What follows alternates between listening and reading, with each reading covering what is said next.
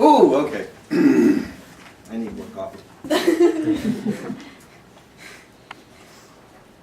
So what do you think? You know, just do you think? I don't know. What I think it. Just stay there. Okay. I'll move forward a little bit. Okay.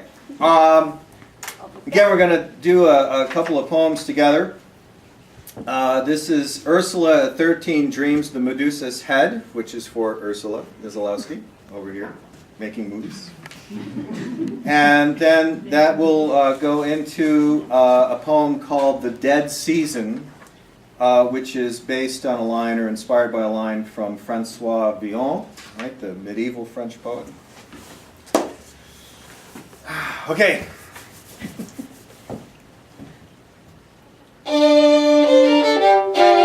She looks in the mirror, and there floats the head on her chest.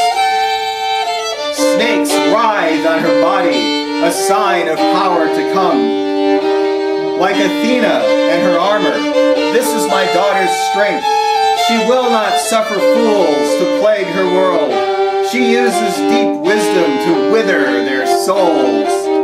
Her power is her pen and paper, great witch worlds to send the spirit to places dark and light. The bare-pawed petroglyph stands at her shoulder. A red-tailed hawk rests on her arm. Above wheels the desert sun, the truth on which she stands, a temple of ancient stones, forming the circle of her future. The dead season. Now in this dead season, when wolves live off the wind, I sit in a cold room, black void outside this reflecting window, a mirror to the sleet's path, a wash of mist and snow from the frozen river's run. A year has passed, the planet's northern edge, once more in shadow, and I am the ragged wind-devoured prayer flag, dissolving thread by thread against the ice-gray solstice sky.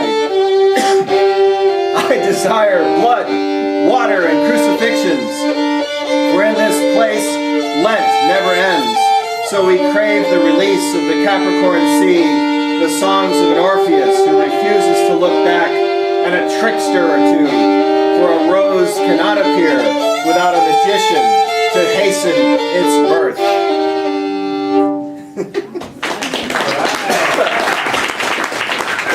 Okay. When we rehearsed that one, and Dora would go, "I can't hear a word you're saying."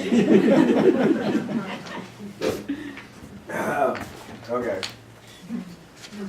So we're going to give Isadora a little break here, and do some poems solo if I have any voice left after that little shouting match. Tea. Tea is right. You know, I never knew how powerful a violin was until I lived with a violinist. And it's like, my God, that thing has so much sound. It's just incredible. Okay. Well, I'm gonna change the tone here a bit. I've been accused of my poems are too depressing. John, your poems are so depressing. All right, so here's some poems that aren't depressing. Of course, I had to go to I'm going to have another poet here in a second. I'm trying to read John Knoll. That's how I can get to poems that aren't depressing. All right. Anyway, no, this one's not depressing either. This is called The Poet Laureate of Texas Avenue, and this is for my wife, Brenda Wilhelm. Dancing in the streets of a redneck town, swirling in the dawn, the old storefronts, brick, glass, and stone, shimmer in the sun, dissolve, run into one. You said, when your lips move, it's time to kiss them.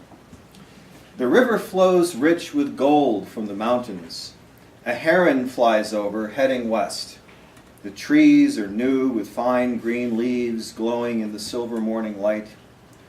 What I embrace is true, the feel of elegance in my hand, your entwined fingers, the petal of a singular flower, the matrix of translucent leaves above us, the web of blue sky, the dance as we cross frontiers, trading in the laurel for a crown of stars. All right.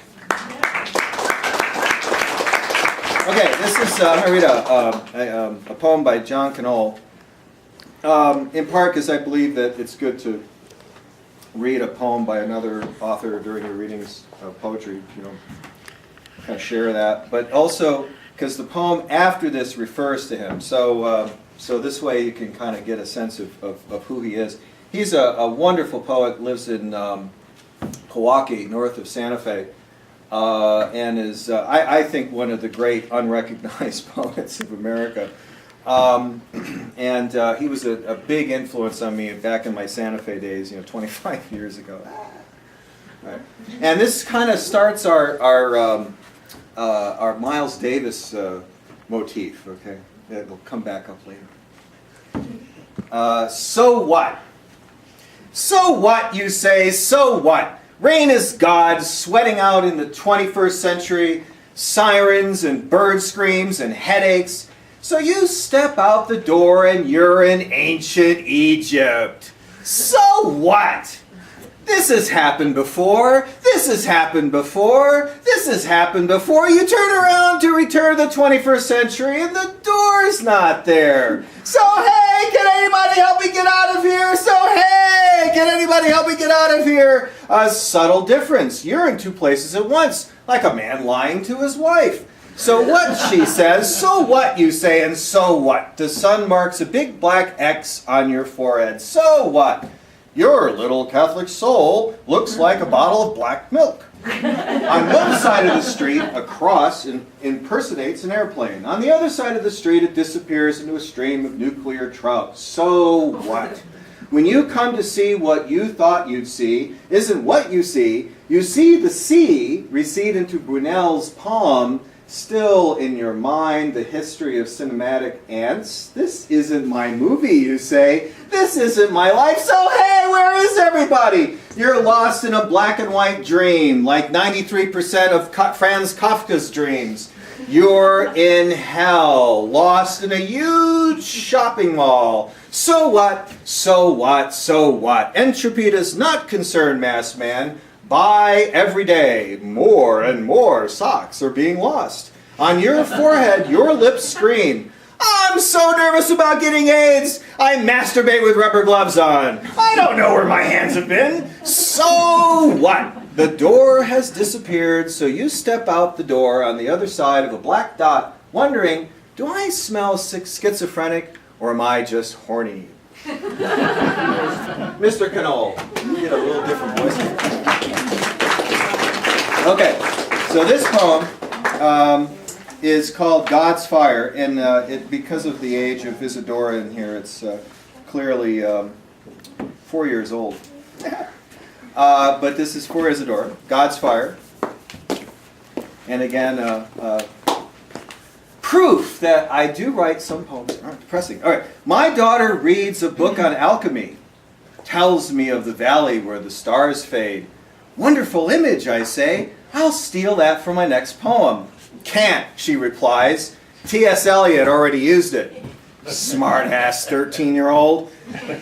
Those modernists took everything, leaving us with nothing to say. That's how postmodernism was born. However, after my daughter tells me this story, I dream of the valley where the stars fade. I am standing with a former lover who forgives my trespasses, climbs into her white Cadillac and becomes an angel. As I awaken, I remember when that angel poet, John Knoll, came to me just before we were to do a reading and handed me a pint of ginger brandy distilled in the fire of an alchemist's retort. We downed it in 6 short jabs, like boxers sparring before a bout. Man, I read as if God's fire possessed my soul that night. All right. Let's see.